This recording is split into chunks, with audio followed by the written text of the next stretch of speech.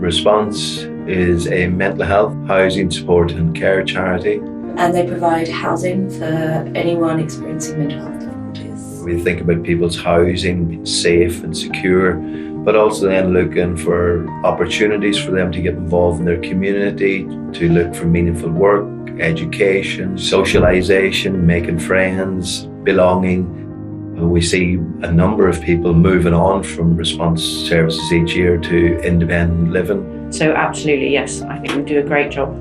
So the whole premise of the service is to allow people to live in a less restrictive environment close to home, and that means developing services that meet their needs within their local community or as close to as possible. We've been looking to find a building in Berkshire for some time. Because West Berkshire was completely lacking any kind of 24-hour service. This is a service that plugged that gap.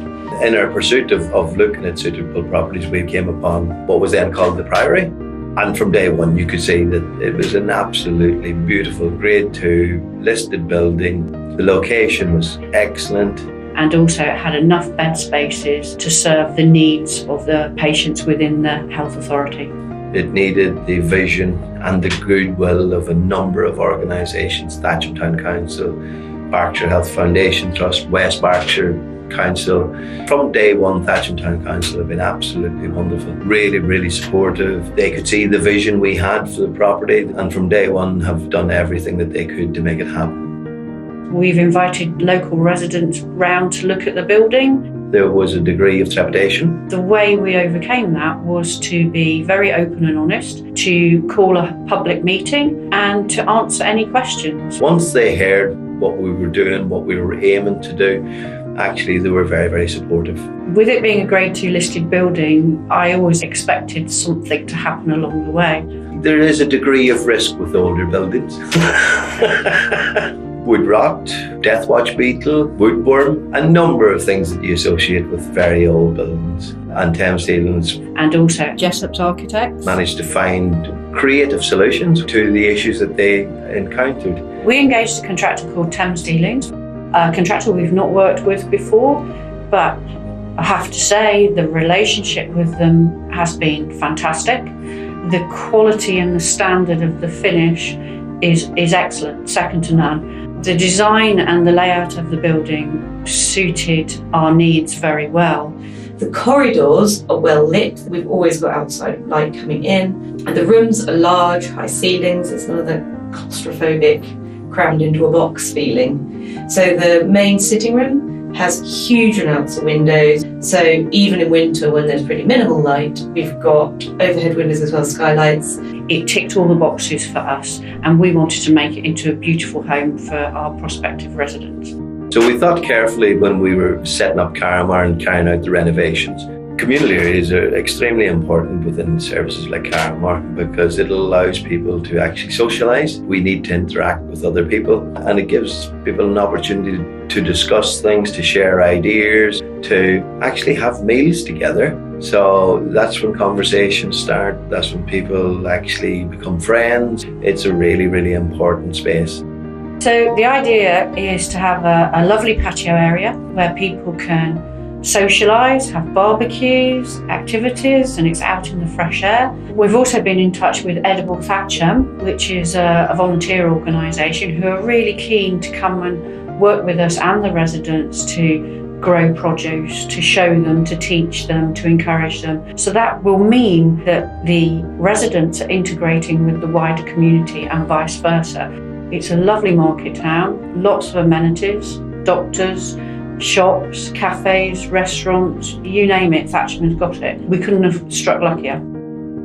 The service was set up to help individuals move on from more intensive services. Some have been in inpatient NHS services, some have been placed with other providers that are more restrictive than Carramar. There is an identified need for ex-patients of hospitals to move into the wider community and move into their first home for possibly a number of years. But the first outcome for us is to provide a safe, secure facility for people so that they can reintegrate into the community and practice life skills that they may not have had the opportunity to practice or indeed may have forgotten. How to manage money, how to make meals, budgeting, reconnect with their families and friends. Going from a hospital environment, we've got people up 24 hours a day to one person who's sleeping at night. And yet people are coping. They're fine. It's absolutely fine. So when they come out, initially they have that fear or that kind of anxiety, like, okay, I'm here, what am I going to do with myself? Or I'm going to interact. But once they go to the communal area, introduces themselves to other people, starts mingling, you can see miracle happening. Like people who doesn't talk that much start talking. So it's good. We have a fully functional kitchen, but we've also engaged with a company called Appetito that provides nutritionally balanced meals and a choice of meals every day of the week. Residents get choice of the menu. We can chop and change it. It's got huge flexibility. We like to think that the difference Carramar presents them is the choices they make each day, and we encourage them to make choices about what they do with their spare time, what educational, what social activities they pursue, and those are choices they get to make within Carramar. It definitely needs an onward movement, and I think the trick with that is to constantly look at where this is going. Why are we doing this? What is the point? And the point is always to get a resident to where they want to be. I don't believe people inherently like to be dependent. So if somebody is lacking knowledge how to reconnect with their families or to build up trust and hopes, we like to start from that point, and we help them to develop every aspect of life. Mind is a beautiful thing.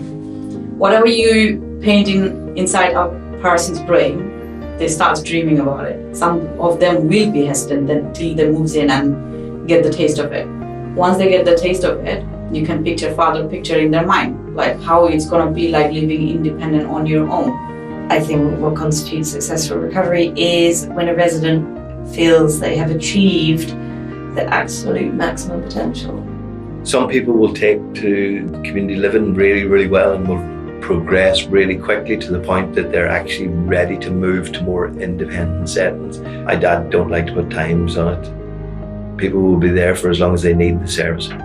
I've met a few of the residents and their reaction is just heartwarming. The actual first resident who moved in was almost in tears when I was talking to him, because a degree of disbelief. He didn't actually believe that the facilities that he was in, that was actually his, and asked me a few times, are you sure I can live here? And that to me just made the last 3 years worth it. Initially they were asking, can I do this? Oh, am I allowed to go out? So we have to explain to them, you know what, you can do whatever you feel like doing. You're not in the hospital anymore. You are living an independent life. So this is your house. You treat it like how you want to be in your house. They're all appreciated. After significant investment, it is absolutely beautiful. It will be a wonderful place to live. Everything is modern and a bit funky. The bed sits are spacious, airy, well decorated, and people are just in awe. In fact, one gentleman, he was close to tears, which is great. Sorry. Happy residents, happy staff, all the build and the pain is worth it if you got the outcome. So for me, that's